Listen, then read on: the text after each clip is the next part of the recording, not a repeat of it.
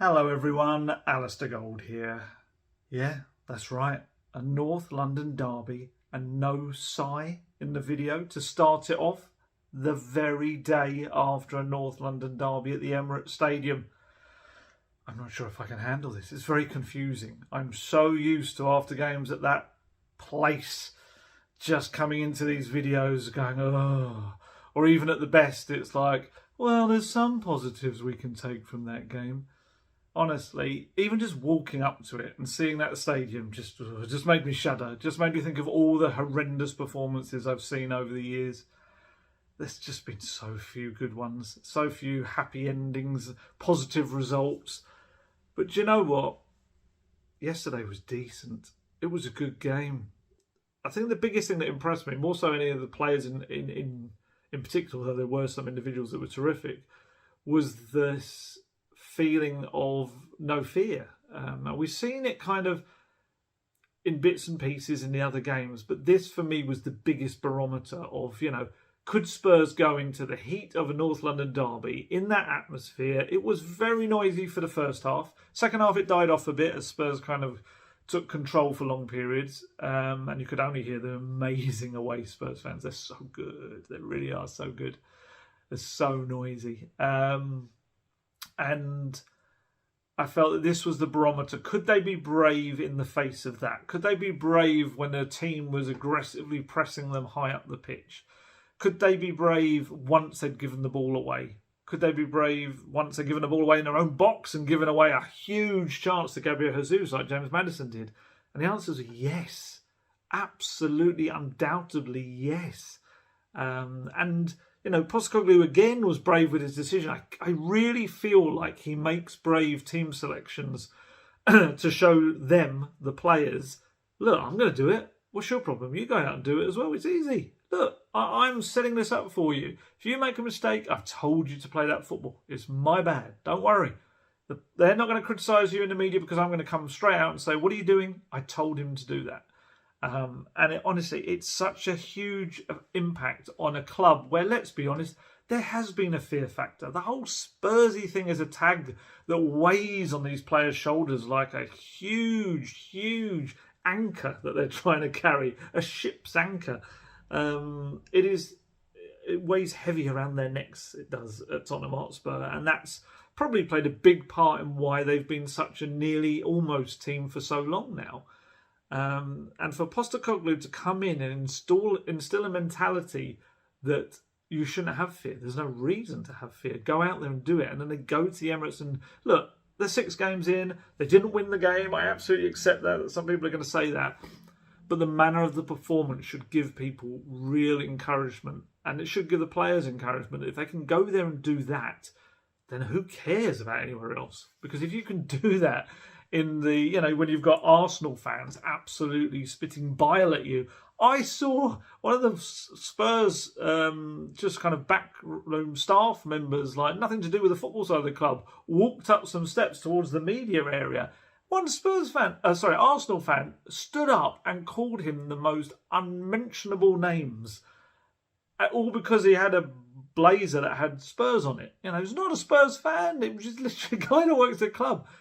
I think actually the Arsenal fan was probably lucky that if the stewards actually were that fussed, he probably could have got chucked out of the stadium for abusing someone. It was unpleasant. And that was just a member of staff. So imagine what those players are getting.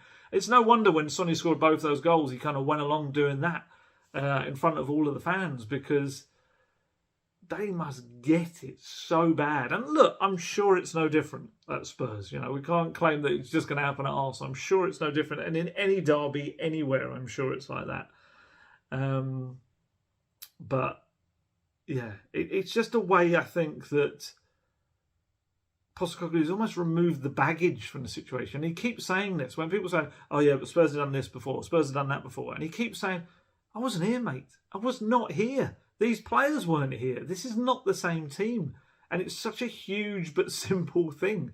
Sonny and Maddison were class. They kind of hauled Spurs back into the game on both occasions where an own goal and VAR decided they were going to be behind. And both players weren't fully fit. I asked about them after the game, and Postecoglou said neither of them were 100% going into the game. They both were carrying things. Maddison's always got strapped up. I think he had a knee. It was his knee. I can't remember. I think it was knee and something else he'd had going on. Yeah. And look, again, another person like Doggy showing a moment of character and coming back, that Jesus robbed him of the ball when he came deep, and that could have knocked him and stopped him being brave on the ball. It didn't. He went absolutely the other way entirely. And he was the one that, as soon as the ball came to him from a Doggy's header, it was actually quite fitting that it was the two of those combined. And Maddison turned Saka superbly, ran to the touchline, flicked it in. Sonny does that lovely touch into the far corner. It was such a nice goal. And then soon after that, Maddison goes in, challenges Jorginho, gets the ball. I have no idea what Jorginho was doing. It was literally seconds from the kickoff almost, or not long after Arsenal's Saka scored the penalty. Jorginho there's so many opportunities where if I'm an Arsenal fan, I'm going, get rid of the ball, clear the ball, no! And Maddison rushes in there, gets the ball.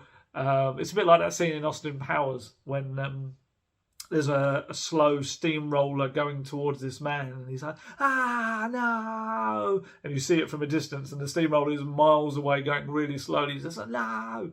That was essentially, Maddison was the steamroller, and Jorginho was the evil henchman. Who just, for some reason, did not get out of the way. And Maddison takes the ball, sprints on, and you could see the idea of the defence was, we'd probably rather let Maddison have a shot. And he backed off. And Maddison was like, yeah, all right. And just waited until the perfect moment and played the ball into Sonny's path with a weighted pass that was so good that Sonny just rolled it. Such a lovely, calm, collected finish into the bottom left corner. Beautiful. And then went behind the goal and did that. Shushing of the fans before he absolutely went mad in front of the Spurs fans. I should say Spurs also did their little huddle in front of the fans again at the start of the game, which created a massive noise, which I think surprised the Emirates. It was really good. I think that equaliser coming so quickly after Arsenal's second goal knocked the stuffing out of Arsenal. But Arteta afterwards said that it did affect them emotionally.